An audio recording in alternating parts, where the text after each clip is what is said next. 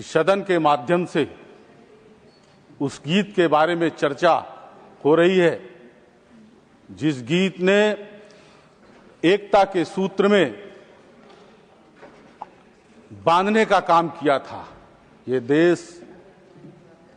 देश आजादी की गुलामी की जंजीरों से जकड़ा हुआ था, लेकिन इस गीत के माध्यम से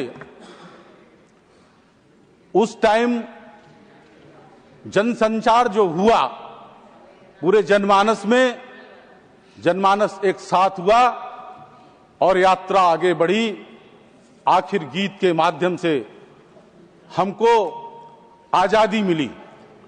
मैं प्रधानमंत्री जी माननीय मोदी जी का आभार और अभिनंदन करता हूं कि मोदी जी वंदे मातरम की 185वीं वर्षगांठ पर आपने ये सब हम सबको अवसर दिया, क्योंकि हम जानते हैं कि जब से इस देश की सरकार में आप आए हैं, इस देश को एकता की सूत्र में जिस तरीके से बंकिम बाबू जी ने गीत के माध्यम से समाज को, देश को जोड़ने का काम किया था, उसी तरीके से नरेंद्र भाई मोदी जी ने जब से इस देश की सत्ता संभाली, उन्होंने कहा सबका साथ, सबका विकास। मैं आज कह सकता हूं, मैं बुंदेलखंड की बेतवा के किनारे का रहने वाला निषाद बाबूराम हूं। निश्चित रूप से जब गांव गली मोहल्लों पर जाता हूं, पिछड़े और दलितों के यहां देखता हूं, तो आपकी जो सुविधाएं हैं, आपने जो नारा दिया वो नारा चरितार्थ हुआ है। आज गांव गरीब, किसान, मजदूर, नौजवान बेसहारा दवाई के लिए नहीं तड़प रहा, उसको राशन मिल रहा, उसको पानी पहुंचाया गया, उसको कभी उम्मीद नहीं थी। विषय पर बाबूराव निषाद जी, विषय पर क्योंकि मोदी जी ने इस देश को वंदे मातरम गीत के माध्यम से जैसे देश को जोड़ा, सरकार के माध्यम से उस गीत के बारे में जब सदन में चर्चा हो रही है, तो स्वाभाविक रूप से मैं अपने प्रधानमंत्री नरेंद्र मोदी जी का अभिनंदन करूंगा, आभार करूंगा इस गीत की चर्चा के लिए। निश्चित रूप से मैंने यहां अमित भाई शाह जी का और विपक्ष के नेताओं को भी मैंने सुना है। विपक्ष के नेता जो एनडीए गठबंधन के लोग हैं, बहुत ढेर सारे ऐसे लोग हैं जो इस गीत के बारे में निगेटिव बात करते हैं, लेकिन ऐसे बैठकर सुनते हैं, उसका जवाब भी नहीं देते हैं। कल हमारे राधा मोहन जी ने विषय रखा, यानी ऐसे ऐसे विषय रखा कि उन्होंने तो यहां तक कहा कि मैं अपनी सदस्यता त्यागने के लिए तैयार हूं अगर मैं झूठ बोल रहा हूं। वंदे मातरम गीत, कुछ लोगों ने कहा बंगाल का चुनाव है। अरे मित्रों, पूरा देश आज वंदे मातरम के नाते एकजुट जब हुआ था, उसी नाते आज देश भी नरेंद्र मोदी की योजनाओं से जुड़ा है और इस गीत से जुड़ा है। हम सौभाग्यशाली हैं कि ऐसे हमको देश के प्रधानमंत्री मिले हैं जिन्होंने सबको जोड़ने का काम किया है। जो नारा था हिंदू, मुस्लिम, सिख, ईसाई, हम लोग तो नारा लगाते हैं, लेकिन कुछ लोग नारा नहीं लगाते हैं। हम लोग कहते हैं हिंदू, मुस्लिम, सिख, ईसाई आपस में हम सब भाई भाई, ये नारा हम लगाते हैं। इस तरफ के बैठे लोग नारा लगाते हैं, लेकिन उस तरफ के कुछ लोग ये नारा लगाने में भय खाते हैं। क्योंकि भय इसलिए खाते हैं कि जात आधारित और तुष्टीकरण की राजनीति, गीत में भी तुष्टीकरण की राजनीति करने का प्रयास करते हैं। गीत में भी बड़े उत्साह से, मन से चर्चा नहीं करते। यहाँ पश्चिम बंगाल के लोग जब ऐसी चर्चा हो रही है तो यहाँ चर्चा में रहना चाहिए, भाग लेना चाहिए, लेकिन इस चर्चा में नहीं रहकर मस्तान राव यादव बीडा, माननीय Mastan Rao Thank you, sir. Thank you for giving me opportunity. 3 minutes. I rise today on behalf of Telugu Desam Party and our leader Sri Nara Chandrababu Naidu Garu to join this August House in celebrating 150 years of Vande Mataram, a powerful hymn that offered our nation courage and strength. To appreciate the importance of Vande Mataram, one must revisit the historical context. From the start of 19th century, right until we won our independence, Vande Mataram was sung in meetings, whispered in prisons, chanted in the processions, and banned repeatedly by the British as we feared it. Even today, singing it inspires love and confidence across our country, sir. Sir, Vande Mataram was not restricted to one region. It travelled across linguistic and cultural borders. In Andhra Pradesh, the Swadeshi movement was known widely as the Vande Mataram movement. It was fueled by visits from national leaders such as Bipin Chandra Pal in 1907, whose speeches in coastal Andhra sparked an intellectual and moral awakening. His calls for self-reliance led to the establishment of national schools and colleges where the day often begins with the singing of Vande Mataram. The impact of Vande Mataram in Andhra was not fleeting. We see it during the non-cooperation movement of 1920-22 when young students across Guntur, Nellore, Krishna districts of AP walked out of the government institution. During the Fit India movement of 1942, the chant of Vande Mataram once again filled Andhra streets as people launched strikes, set up groundwork, the underground networks and brave lathi charges. Sir, as a proud son of Nellore of AP, I carry a special pride in highlighting my region's extraordinary contribution, many of which were directly shaped by ideals embodied in Vande Mataram. Sri Potti Sriramulu, our revered Amarajeevi, was a stalwart of freedom struggle, participating in the Salt Satyagraha, the Quit India movement. He endured multiple imprisonment and carried out pioneering work for Dalit upliftment in Nellore. He was a man for whom Vande Mataram was not just a song, it was his duty. Sir, alongside him stands the luminous figure of Punaka Kantamma, Potluru, Bala Saraswatamma, Potti Sriramulu Garu, Alluri Sitaramarazu Garu, Pingali Venkaya, Andhra Kesari Prakasham Pantulu Garu, likewise men and women, freedom fighters from Andhra Pradesh, sir. Sir, in conclusion, as we honor 158 years of this timeless event, I humbly submit that its legacy is not merely to be celebrated, but to be carried forward, sir. With those sentiments, sir, I bow my respect to Sri Bakimji, to the millions who marched with this song on their lips, and to the great land that continues to inspire us, our Bharat Mata. Thank you, sir. Jai Hind, Vande Mataram. Thank you. माननीय Shrimati Priyanka Chaturvedi. Sir, Vande Mataram के 150 साल पूरे होने पे मुझे इस चर्चा में भाग लेने का सौभाग्य प्राप्त हो रहा है, उसकी मुझे बेहद ही खुशी है। पर उससे ज़्यादा खुशी मुझे इस बात की है कि जब हम इस चर्चा को सुन रहे थे, जो सही 150 साल का वंदे मातरम का इतिहास है, देश की जनता के सामने पहुंचा है, जब विपक्ष ने पूरे इतिहास की सही क्रोनोलॉजी जनता के सामने रखी है। मैं देशवासियों से अपील करूंगी कि इस चर्चा को ध्यान से सुने और जो व्हाट्सएप हिस्ट्री 2014 से चालू हुई है, जो मैं कहती हूँ जो उससे प्रभावित हैं, जो उससे पीड़ित हैं, वो जरूर इस चर्चा को सुने, क्योंकि सही इतिहास जनता के सामने जाना बहुत जरूरी था और ये इस चर्चा के माध्यम से हुआ। मैं तो अब आपके माध्यम से सर ये भी रिक्वेस्ट करूंगी कि क्विट इंडिया मूवमेंट पे चर्चा हो, स्वतंत्रता संग्राम पे चर्चा हो, और वो सारी चर्चा जो 2014 से धूमिल करने की कोशिश की गई थी, वो सारी चर्चा का विषय बने। जैसे ये जो इतिहासकार हैं व्हाट्सएप हिस्ट्री के माध्यम से व्हाट्सएप हिस्ट्री फैलाते हैं, उनका करियर का दी एंड हो सर। और मैं हैरान थी जब कहा कि भारतीय जनता पार्टी वंदे मातरम की चर्चा करना चाह रही है।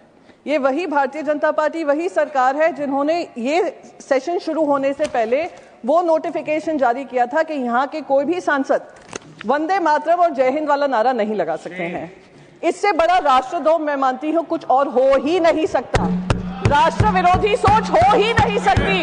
इसलिए हमने, मेरी पार्टी के लीडर ने मेरे पार्टी के लीडरशिप ने चेयरमैन को लिखा था कि ये नोटिफिकेशन इमीडिएटली विड्रॉ हो। वो और नया नोटिफिकेशन नहीं था, पुराने नोटिफिकेशन जो भी नोटिफिकेशन था फिर से जारी किया गया है सर प्लीज।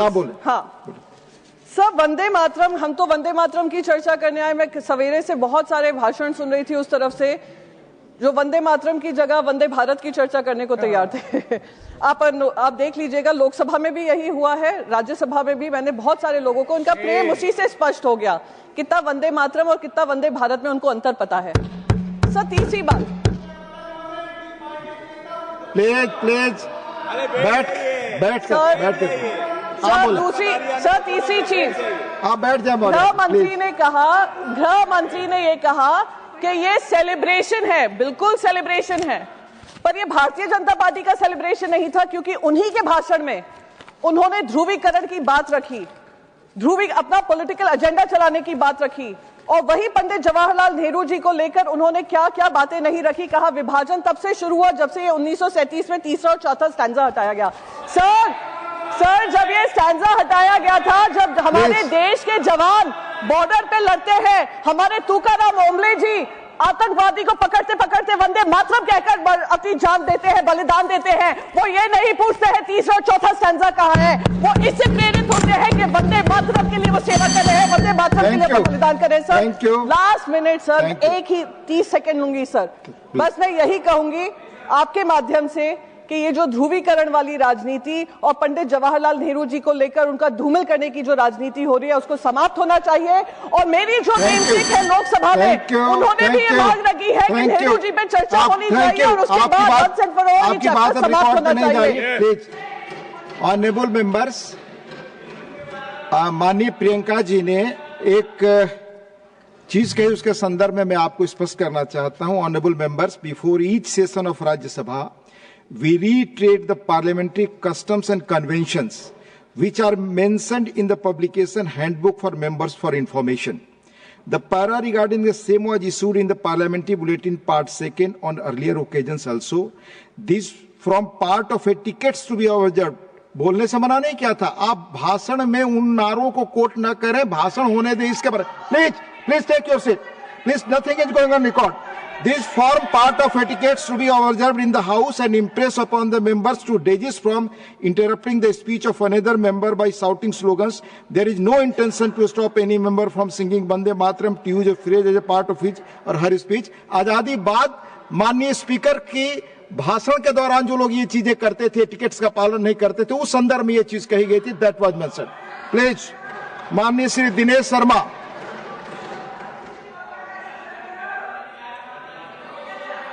महोदय प्लीज आप बैठकर कमेंट न करें। सिचुएशन, आपका आभार कि आपने मुझे अवसर क्लियर कर दिया हमने, प्लीज। और एक आभार, आपने बहुत बड़े गैर तथ्यात्मक विषय को आपने स्पष्ट किया कि जो आदेश है वो पिछला कांग्रेस के समय से चला आ रही परिपाटी है।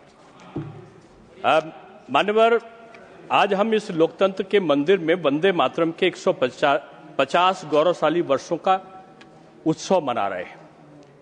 तब हम केवल गीत का उत्सव नहीं मना रहे, हम भारत की अनादि आत्मा का आदर और आराधन कर रहे हैं।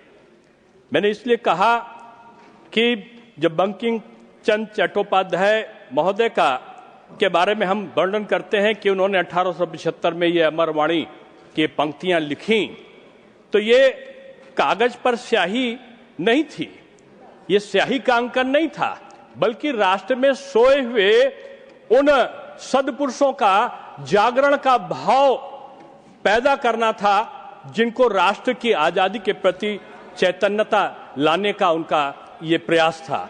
और उन्होंने भारत माता को केवल मिट्टी नहीं माना, उन्होंने समृद्धि की लक्ष्मी, ज्ञान की सरस्वती, अजय शक्ति की दुर्गा के रूप में उनको पूजित किया।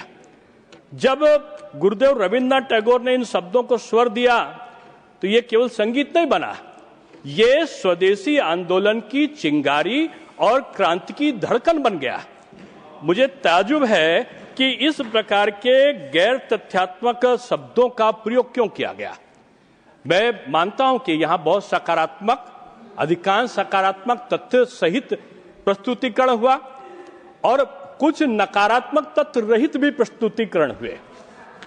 मैं आरोप नहीं लगा रहा हूं, विद्वत लोगों के सामने चर्चा का विषय बना रहता है। आदरणीय जयराम जी ने बहुत अच्छे उदाहरण दिए थे और उन्होंने उदाहरण देते समय तमाम लोगों की सहमति, 1937 की बैठक, वंदे मातरम कैसे लागू हुआ, क्यों इस्तिंजा हटाए गए, इनका वर्णन किया।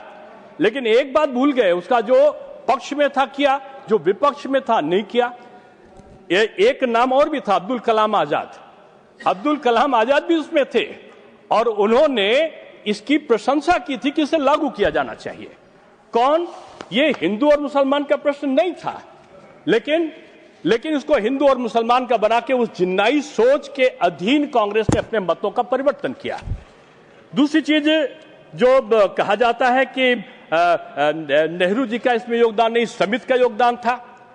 माने विद्वज्जनों के संज्ञान में मैं लाना चाहूंगा कि एक पत्र 1937 में जवाहरलाल नेहरू जी ने अपने परम मित्र, जिनसे वो परामर्श करा करते थे, 1937 में उर्दू के लेखक अली सरदार जाफरी को एक पत्र लिखा। मैं समझता हूं वो भी किसी किताब में हमारे सदपुरुषों को, विद्वत पुरुषों को मिला होगा। और उस अली सरदार जाफरी को लिखे पत्र में उन्होंने इसे देवी, यानी नेहरू जी ने देवी मां के प्रति श्रद्धांजलि के रूप में विख्यापित किया और उन्होंने इसे बेतुका बताया। और साथ में उन्होंने इस गीत की भाषा की आलोचना करते हुए कहा कि बहुत सारे कठिन शब्द हैं जिन्हें लोग समझ नहीं पाते, और तर्क दिया कि इसके विचार राष्ट्रवाद और प्रगति की आधुनिक अवधारणा के अनुरूप नहीं है, और सरल भाषा में अधिक उपयुक्त राष्ट्र गीतों की उन्होंने वकालत करी। गीत की सांस्कृतिक आध्यात्मिक गहराई को इस शुरुआती दौर में कम करके आंकने से नेहरू जी का असली झुकाव उजागर हुआ। आप कहते हो कि उन्होंने, अरे जो हेड होगा किसी चीज का, अध्यक्ष होगा, जो नेता होगा, उसके जो मत पहले से जान लेंगे तो समिति के लोगों का मत का परिवर्तन होने में देर नहीं लगता। इसलिए मैं कहना चाहूंगा कि समिति की बैठक के पहले उनका मन था कि वो जिन्ना के दबाव में, जिन्नाई सोच के अनुपालन में उन्होंने अपने मतों को पत्र के माध्यम से लिखा।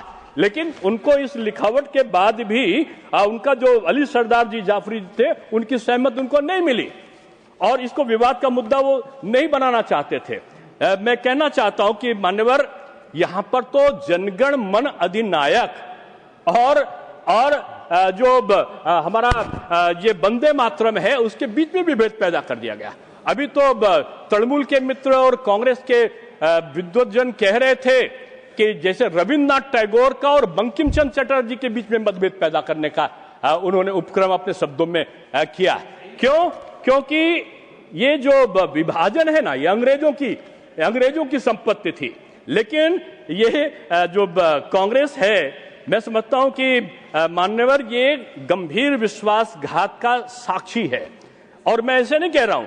1937 में कांग्रेस कार्य समिति ने इस पवित्र गीत के 4 अंतरे को जानबूझकर हटा दिया, और जो अंतरे जो भारत मां को देवी स्वरूप में वंदन करते थे, केवल राजनीतिक तुष्टीकरण के लिए या आधुनिक भारत में वोट बैंक की पहली सबसे बड़ी राजनीति थी, और ये सांस्कृतिक सत्य को राजनीतिक फायदे के आगे उन्होंने गिरवी रखा और तथ्य दिया कि समिति ने किया है। ये सुधार नहीं, ये समर्पण था।